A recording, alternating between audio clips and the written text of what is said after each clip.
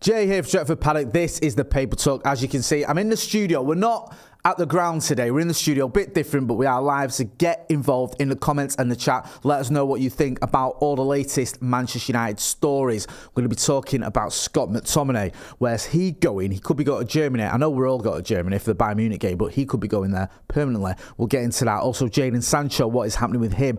Obviously out of favour with Erik ten Hag. Could he be heading to Spain? Plus, we'll have a bit of an update with Antony as well. So make sure you are getting involved, letting us know what you think about those stories. And also, if you're ITK, then let us know. If you've got some juicy gossip or a juicy rumour, then get involved in the chat and the comments and let us know all about that. Min Hoyland, I've probably butchered that one, forgive me, says morning Jay, Simeon G, Juicy Lose, Sam H, or Zam H I should say, JU Legend, we need outcomes for Sancho, Colin Coupleditch, always good to see Colin in there, Stephanie Griffith, Stuart Davis, Santa Notch, Monday morning Jay, not often we can say that, says Santa Notch, Jakoya Trott, Andrew, James Kelland, Michael Jagielski, SG, Zam, Karim Kenaway, loads of people in the chat saying good morning. Great to see you all in there as well. Forgive me if I missed anyone out. Right, let's talk a little bit about Antony. This story is in the Daily Mail. I think this was late last night, and I've seen it at a couple of other places. And I'm going to talk about this briefly because it's worth mentioning, and then we'll move on. Antony accuser drops her complaint against the Man United star filed in 2022 after claiming he assaulted her in a car, with the Brazilian still facing allegations from two other women. So there was three, I think, accusers in total. I think one was his ex-partner. There was another one, and this lady as well. Now, this one is being dropped, apparently, according to the Daily Mail here. It says one of the three women to accuse Manchester United star Antony of violent behaviour has dropped their case, according to a new report. We've just scrolled down on that, producer Alexei, just a little bit further. So I think it's law student Raisa De Freitas to claim that she needed hospital treatment following an incident in May. And I think she's the lady that's dropped the charges, or the accusations. He's still got two to answer though, so he's not done for him by any stretch of the imagination. He's still got two, but according to the Daily Mail here, one of the three charges has been dropped, so one of the three accusations has been dropped. Any updates on that, we will give you an update as always. At the moment, he's on this leave of absence, so if we hear anything, then we'll let you know as soon as we do. I think there was a report, it might have been the same one, about United's due diligence. There was accusations that United hadn't done the due diligence, and there was I think the Telegraph had it that with United claiming that they did do their due diligence when it came to checking Antony's background and checking what was going on. And I've seen some people saying that actually some of these accusations were from before he signed for us. So I don't know quite what's going on there. I don't want to speculate, but it does seem a little bit contradictory to what the club are saying and what actually happened. We'll see. Anyway, anything development-wise with Antony, we'll let you know. Let's move on to Jadon Sancho. Jadon Sancho here. This is in the Manchester Evening News. Now, this has come from Fijages. How do you say that one? Fijahes. Producer Alexi, how do you say that? Vihajes. Let me know if you know how you say that. Anyway, it's come from there. It's saying that Barcelona are considering a move for Jadon Sancho. Sancho has been told to train separately from the first team after his social media outburst, and he's understood to be open to leaving in January if this situation doesn't change. It's claimed La Liga champions Barcelona could offer him an escape route in the January window, and that a loan until the end of the campaign has been discussed. That, to me, seems like a good idea. If he's not going to play for Manchester United under Erik ten Hag, and I don't think he will, I might be wrong, but I think he's done under Erik ten Hag, then getting a loan move to Barcelona is a great move for him because you go into one of the biggest clubs in the world. There's not many clubs that are on the same level in terms of stature and size and everything, and history and fan base to Manchester United, but Barcelona are up there. They are one of the sort of world footballing powerhouses. So if he gets a move there, playing alongside some very good players, playing for a good manager, playing in front of fantastic fans, a great stadium, makes a lot of sense. Will he want to go there? We'll have to wait and see. But if he's not getting a game at Manchester United, he's got a manager that's making him train with the resis or on his own, then he might say, look, I need a move, and a move to Barcelona. You can do a lot worse, can't you, than going to Barcelona Football Club, especially when you sort of falling out with your manager here. A lot of players leave Manchester United and they don't go anywhere near the levels of Barcelona, especially when they're leaving Manchester United having not really set the world alight, which, regardless of what's going on with Erik ten Hag and Jadon Sancho, just in pure footballing terms, he hasn't been brilliant, certainly not consistently. So that move makes a lot of sense to me. Goes out on loan in January to end the season, and then maybe at the end of the season, if he does well there, that becomes permanent, or he comes back to Manchester United, or, down that, or he goes somewhere else and he's in the shop window. Let me know what you think. GTA Jedi says, no loans, FFS, get money for him. It's just difficult, isn't it? Just get money as well, especially in January. I think a loan might be the best option. Don't forget as well, he's on big money, Jadon Sancho. If you get him off the books for 6 months, you're saving yourself quite a few quid, or 5 months, whatever it is. You're saving yourself a few quid. Because I think he's on about 340k a month, or a week. There was reports that he was like one of the highest paid players at the club because we chased him for so long. We pulled out all the stops to get him from Dortmund, so he came in on huge money. Let us know what you think. Bob Bates says, morning Jay, I'm going to be controversial. Okay. I think it's time we cashed in on Rashford. He offers us pace, no trickery or creation, and his work rate is non-existent. 100 million from PSG, and I'd take it. I think that's a crazy idea. I'm not going to lie. You look at what let's get into this, because I've seen a few people slagging off Marcus Rashford over the weekend. I thought in the first half he was one of our best players. I thought for the first 50 minutes he was. I thought the second half he did tail off, I'm not going to lie to you. A lot of people making a big deal out of the fact he didn't cross it for Rasmus Højlund when he had that opportunity on his left foot. He needs to learn from that. He needs to learn he's got a striker now who's in and around the box. I don't think it's the end of the world, though. I don't agree with this idea that we get 100 million for him and then we're going to go out there and get someone better. We spent 100 million on Antony. Is he better than Rashford? Is he more productive than Rashford? I know he's not available at the minute, but that's a different story. You could go out, you could get rid of Marcus Rashford, you can go out and spend 100 million and waste it. We have spent 170 million on Marcus Rashford and Jadon Sancho, and between a pair of them, they haven't got anywhere near the numbers that Marcus Rashford got on his own. So what does that tell you? I think that the only reason to sell Marcus would be to go, if you're going to go and bring someone better in. You're not. I just don't see it happening. I don't think you're going to get anyone who's going to come in at Manchester United and get you the sort of goals and assists that Marcus Rashford gets you. I just don't see it happening at all. Get involved in the comments and the chat and let me know if you think differently. If you think you're going to get a player who can get you 30 goals this season and whatever it was in terms of assists, if you sell Marcus Rashford, presumably in the summer, I don't know if anyone's going to come in for him in January for £100 million, but whenever, and you can bring someone in, then I'm all ears. I just do not think that happens. I don't. I think the last thing you need to be doing now is replacing Marcus Rashford. We have got a massive issue on the right-hand side. We are still light for strikers. Rasmus Højlund's substitution got booed on Saturday because people were fed up with seeing him going off and Anthony Martial coming on. And I don't agree with booing. I don't agree with booing your own team, regardless of the situation. I didn't do it. Some people that stood around me, people I know, my mates, some of them did it because they were frustrated. I actually thought the substitution for Rasmus Højlund had been pre-planned. I think the manager said to him, I'm going to give you an hour because you've not played much football. But the fact you've got Anthony Martial coming on, who's either been constantly injured or not really been turning up, as your second option as a striker, shows you we need a striker. We need someone on the right-hand side. Even if Antony comes back, I still think we're a bit dodgy there anyway. And then you want to go and get rid of the guy on the left-hand side who's actually pretty productive. It's not for me. I disagree. Everyone's entitled to their opinion. Let us know what you think. People spamming Glenn Sangster. That's not the way to go about things, bro. Spamming. You're just going to get put in a timeout. Was a guy said Rashford will score a lot less Rashford than last season. Be real, Jay. His record is pretty consistent. He's had one season, I think, where he didn't get 20. He didn't get 20 goals in the last 4, is it? So he's pretty consistent amongst the goals and assists. You might think he needs to sharpen up, as Stephanie Griffith says. You might not rate him. I just think selling him is a nonsense. I just don't think you're going to get a player of the quality of Marcus Rashford, especially when you look at our record of buying players. Seriously. Mount Rashford, yeah. We've got other bigger issues going on, to be honest with you, than Marcus Rashford. Daniel Cole nails it. He says Rashford is the least of our concerns. Yeah, I agree. I think we have the other areas that we need to sort out before we start worrying about the player who's just finished top scorer. But that's just me. Let us know what you think about Jadon Sancho. Jody Nelson, so just on the Rashford thing, says silly chat about Rashford without him at the bottom half of the table. Let me know what you think about Jadon Sancho. Marcus Rashford isn't going anywhere for starters. He isn't.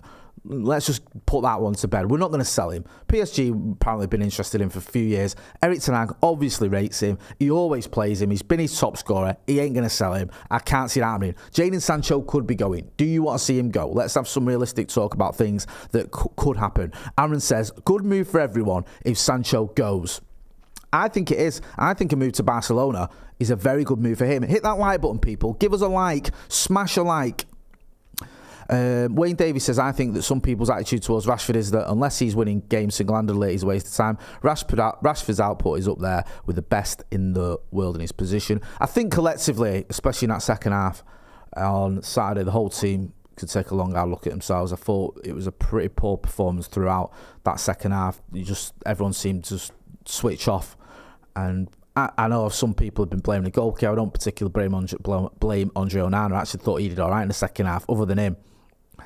I thought Reguilon was doing all right in the second half, funnily enough, and then he got took off. I don't know. It was a little bit baffling for me, that one. But yeah, it wasn't a great team performance, and we need to turn up on Wednesday because Bayern Munich will punish us in the Allianz Arena, as they have done in the past if we don't. Yeah, Abhinav Verma says we need better physicality and movement. SHIT movement, no energy, absolutely useless. Jason, or J450N, says Sancho good enough for Barcelona, so it's not Sancho that's the problem. Rashford should never leave United. That's stupid.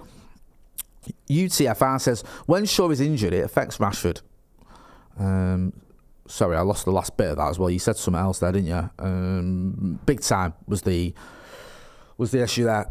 Someone says there, dividends aside, does anyone know how much the Glazers have edited that, censored that one, because it's early morning. I don't like to swear on the news, mate.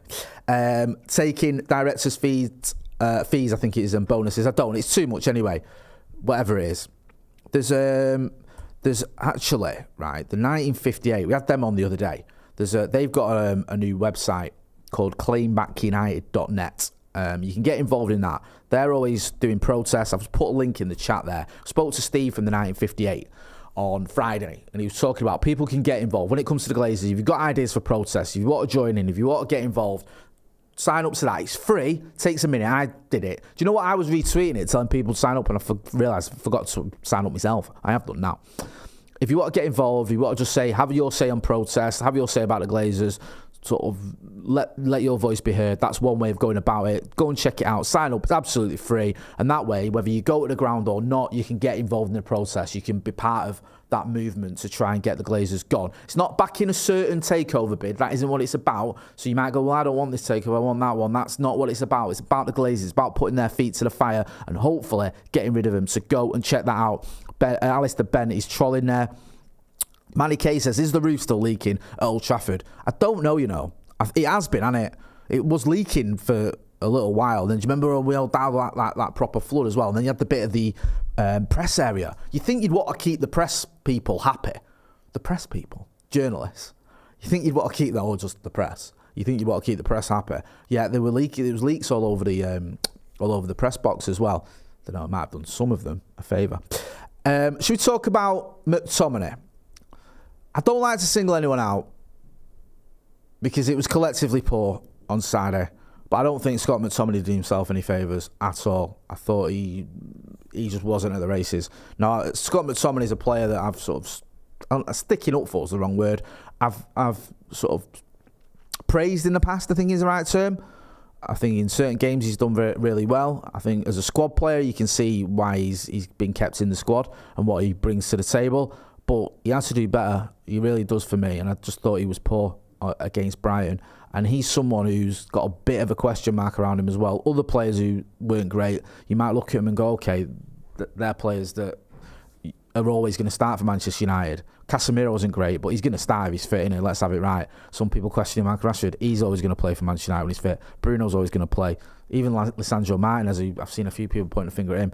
I think he could do with better protection, being honest, and I think he's not quite the levels he was pre-injury, but he's going to play for Erik ten Hag. Scott McTominay, you don't know what his future holds, and I don't think he did himself much of a favour against Brighton, although, as I said earlier, he wasn't alone. So there's a story here in the Mirror. It says Bayern Munich ready to sign Man United star Erik ten Hag. has been managing out of club. Manchester United have an imminent decision to make over one of their current stars, with German giants Bayern Munich planning on doing a deal in the upcoming January transfer window. Now, I've read this, and I think it sort of the reasoning behind this is if they don't get Palhinha from Fulham, who's just signed a new deal, I think, Antony Palhinha, then they're going to come in for McTominay. Now, we were hearing that in the summer, weren't we? Now, apparently they left it a little bit late for McTominay because it was a case of they went for Palhinha, or they were trying to get the Palhinha deal done, and it looked like it was going to get done. I think they didn't have pictures and all that and a medical, and it was like it's all about to happen.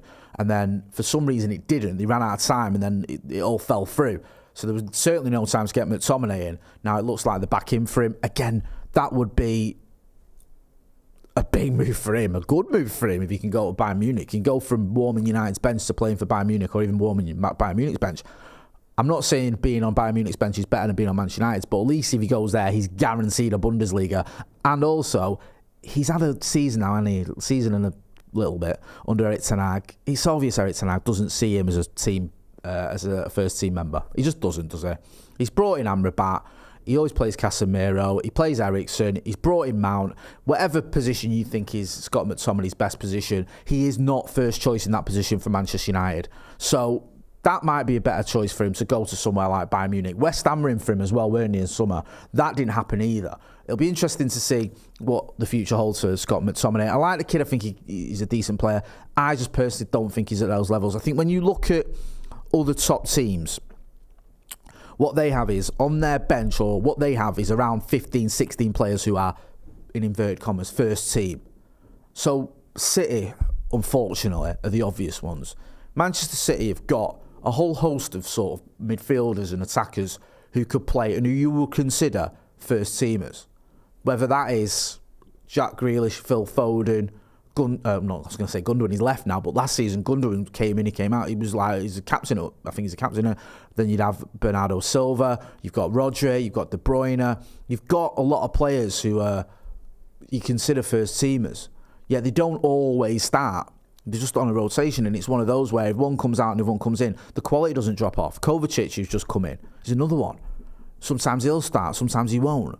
But there's always a high standard there. With us, I think when certain players aren't playing and you bring in others, that's when the quality drops, and that's what we need to fix if we are going to challenge for the top honours. Don't get me wrong, we've got a lot of other things to fix as well, but that is one of them. Colin Wilmot, who's been a member of the academy for 23 months, says, if everyone is fit, does Sancho get into the team? Let the lad go, it suits both parties. I don't think he does, Jadon Sancho. I said this, I think if everyone's fit and available, I said this earlier on in the summer, Rasmus Højlund plays down the middle, Marcus Rashford plays on the left, and if he sorts out the allegations against him, I think it's Antony on the right. Maybe Jadon Sancho comes in if Antony's not available. But I don't know. I still feel like the manager's looking at him going, what is going on? And also, you've got this drama, haven't you? So even without the drama, I still think the manager was a bit on the fence with him. With this drama, it's not happening. I just don't see it happening. Santa Nut says, like many Fergie squads, bang on. When you talk about the best, I've heard players, right, and fans, talk about some players and rave about them. Some players used to play in Fergie. Darren Fletcher, Ji-Sung Park, those type of players, yeah? John O'Shea. Players you go, Phil Neville even, you go, oh, player, come in. A lot of the time, these players weren't first choice. If everyone was fit, they wouldn't start. Sometimes they would. Like Darren Fletcher had a couple of years where he was first choice. But other than that, he wasn't. Ji-Sung Park was a guy that came in for big games, came in important games, and often got dropped. He wasn't someone who always started. He didn't even make the squad in the 2008 Champions League final. He played against Barca in the semis and didn't make the squad. Fergie said it was the toughest decision he ever had to make, or one of the toughest decisions he ever had to make. But he didn't start Ji-Sung Park. Now, Ji-Sung Park's someone we look at and go, phenomenal player, great player, love to have him now. Yeah, a lot of the time he was a squad player. The point is, our squad was so strong that those players could come in and you did not get a drop-off. You did not go, oh God, no, what is going on?